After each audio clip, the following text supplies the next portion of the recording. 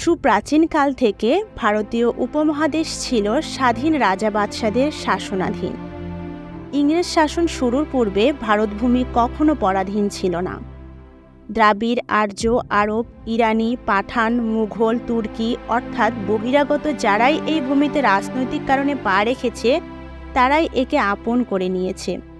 ভারতের আলো মেখে এর বাতাসে মিশে গেছে। এমনকি দিগ্বিজয়ী আলেকজান্ডার যখন ভারত আক্রমণে আসেন তখন তার কয়েকজন সেনানায়ক এদেশের জলবায়ু ও ধনসম্পদে মুগ্ধ হয়ে এখানেই বসতি স্থাপন করেন। এর ব্যতিক্রম হয় অর্থনৈতিক কারণে আগত ইউরোপের বিভিন্ন অঞ্চলের বণিকদের বেলায়। ভাস্কো ডা গামার ভারত প্রবেশের জলপথ আবিষ্কারের পর পর্তুগিজ বণিকরা এদেশে একচেটিয়া বাণিজ্য শুরু করে ক্ষমতাশালী হয়ে ওঠে। ধীরে ধীরে তাদের পথ ধরে আসে ওলন্দাজ, ফরাসি ও ইংরেজরা। সুজ হয়ে ঢোকা এই ইংরেজরা একসময় ফাল হয়ে বেরিয়ে এসে ইতিহাস গড়ে। এককালের আশ্রিত এই বিদেশিরাই একসময় হয়ে ওঠে গোটা ভারতবর্ষের প্রভু।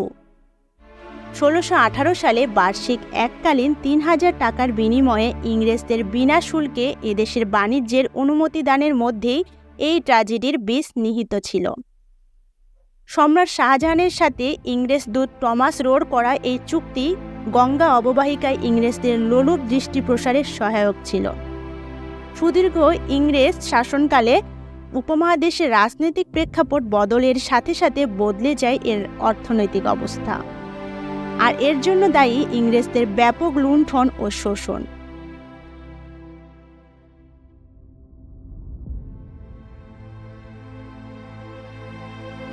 ১৫৯৯ সালে কয়েকজন ইংরেজ ব্যবসায়ী মাত্র ৩০,০০০ পাউন্ডের ক্ষুদ্র মূলধন নিয়ে গঠন করে ইস্ট ইন্ডিয়া কোম্পানি।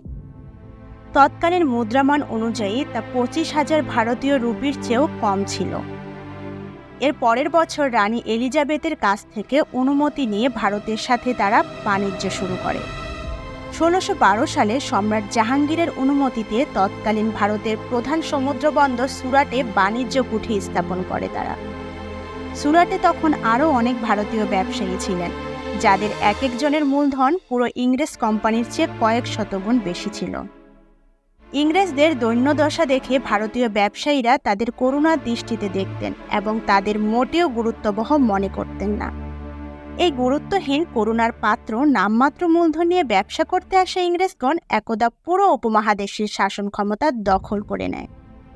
১৭৫৭ সালের ২৩ জুন পলাশীর প্রহসনমূলক যুদ্ধের মধ্য দিয়ে পুরো ভারতবর্ষে নিজেদের রাজত্ব কায়েম করে ইংরেজরা। তারা শুধুমাত্র এদেশের সম্পদ দ্বারা প্রলুব্ধ হয়েছিল, আর তাই সুদীর্ঘকালের শাসনামলে ভারতবর্ষের অর্থনীতিকে পঙ্গু করে দিয়ে যায় তারা। পলাশীর যুদ্ধের পর মুর্শিদাবাদে রাজকোষ ও রাজপ্রাসাদ লুণ্ঠিত হয়। সরকার দেউলিয়া হয়ে পড়ে। হিন্দু জমিদার ও চাকলাদারদের অর্থে তখন সরকার পরিচালিত হতো। গদি লাভের জন্য ইংরেজদের দাবি অনুযায়ী ঘুষ সংগ্রহ করার জন্য মির্জাফর ও মীর কাসিম রাজস্ব বাড়িয়ে দেন। নবাবের এসব রাজস্ব বৃদ্ধির অজুহাতে জমিদাররা প্রান্তিক মুসলিম প্রজা ও রায়তদের উপর বহুগুণে খাজনা বাড়িয়ে দেয়। দেশব্যাপী শুরু হয় অরাজকতা। কৃষি, শিল্প ও বাণিজ্যে দেখা দেয় অস্থিতিশীল অবস্থা। একই সাথে বৈদেশিক বাণিজ্যের ক্ষেত্রে অন্য বিদেশি বণিকদের বাংলা ছাড়া করে ইংরেজরা রেশম, মসলিন, সুতি কাপড়, চিনি, চাল, আফিম, সল্টপিটার প্রভৃতি পণ্য রপ্তানির ক্ষেত্রে একাধিপত্য প্রতিষ্ঠা করে। ব্যবসায় ইংরেজদের সবচেয়ে বড় চারণক্ষেত্র ছিল আমাদের বঙ্গভূমি। সে সময় বাংলা থেকে কৃষিজ ও প্রাণীজ পণ্য বাদে শুধু মসলিন, মোটা সুতি বস্ত্র, রেশম ও রেশমি বস্ত্র ইউরোপের বিভিন্ন অঞ্চলে রপ্তানি করেই বছরে ১০-১২ হাজার কোটি টাকা আয় হতো। নারী পুরুষ বৃদ্ধ কিশোর মিলিয়ে প্রায় ২৫ লাখ মানুষের কর্মসংস্থান হতো এই বস্ত্র খাতে। এছাড়া ইউরোপে সল্টপিটার, ইস্ট ইন্ডিজে চাল, চীন ও জাপানে আফিম, আরব, ইরাক ও ইরানের লাল চিনি, মধ্যপ্রাচ্য ও ইউরোপে মরিচ, আদা, দারুচিনি রপ্তানি হতো। সব মিলিয়ে বছরে প্রায় ১৫,০০০ কোটি টাকার ব্যবসা শুধু বাংলা থেকেই হতো। ইংরেজদের আধিপত্য বিস্তারের আগে উৎপাদকরা সরাসরি রপ্তানিকারকের কাছে পণ্য বিক্রি করতে পারত। রপ্তানিমুখী অবাধ বাণিজ্য ছিল বাংলার অর্থনীতি ব্যবস্থার মূল বৈশিষ্ট্য। ইংরেজদের হাতে রপ্তানির একচেটিয়া অধিকার চলে আসার পর প্রতিযোগিতার দরজা বন্ধ হয়ে যায়। পণ্যের উৎপাদন খরচের চাইতে বিক্রয় মূল্য কমিয়ে দেওয়া হয়। ওদিকে জমিদাররা রাজস্বের পরিমাণ 4-5 গুণ বাড়িয়ে দেয়। এমন ভগ্ন অর্থনীতিতে বাড়তি রাজস্ব দিয়ে সংসার চালাতে গিয়ে সর্বশান্ত হয়ে যায় কৃষক ও কারিগরগণ। স্বাভাবিক উৎপাদন হার কমে এলে ইংরেজরা হিন্দু জমিদার ও প্রশাসনিক কর্মচারীদের উৎপীড়ন ও প্রভাবকে কাজে লাগিয়ে হিন্দু গোমস্তা, দালান ও ফরিয়াদের দ্বারা গ্রামগঞ্জে আড়ত গদি প্রতিষ্ঠা করায় ও অত্যাচারের নিপীড়নের মাধ্যমে উৎপাদন চালাতে বাধ্য করে। এরা থানার দারোগা, পরগনার শিকদার ও পাইক নামিয়ে বলপূর্বক দাদন দিতে বাধ্য করত এবং চাবুক মেরে কম মূল্যে কাপড়, লবণ ও অন্যান্য দ্রব্য সামগ্রী বিক্রি করতে বাধ্য করত। অত্যাচারের মাত্রাতিরিক্ততায় তাঁতিরা তাদের হাতের বৃদ্ধাঙ্গুল কেটে ফেলে। মধ্যাঞ্চলে চাষিরা আসামের অরণ্যের দিকে পালিয়ে যায়। এভাবে বিশ্ব অর্থনীতির অবাধ ও প্রতিযোগিতা মুখর একটি উৎপাদন ক্ষেত্রকে ইংরেজরা এক দাসত্ব প্রথামূলক নারকীয় যজ্ঞে পরিণত করে। পলাশী যুদ্ধের পর টাকার অবমূল্যায়ন ও পাউন্ডের অধিমূল্যায়ন করা হয়। মুর্শিদকুলি খার চাইতে মির্জাফরের সময় 32 গুণ বেশি কর ও খাজনা আদায় করা হয়। জমিদাররা 1,30,00,000 পাউন্ড খাজনা আদায় করে কোম্পানিকে দেয় 38 লাখ পাউন্ড। অতিরিক্ত রাজস্ব ও খাজনার চাপে ছন্নছাড়া হয়ে পড়ে উৎপাদক গোষ্ঠী। খাজনা আদায়ের ঝঞ্ঝাট এড়ানোর জন্য ইংরেজরা পরগনা নিলামে চড়াতে শুরু করে। নব্য হিন্দু কোটিপতিরা ইজারা দিয়ে বিঘা প্রতি 2 টাকা 12 আনা খাজনা ধার্য করে। আলীবর্দী খানের সময় এই খাজনা ছিল মাত্র 8 আনা।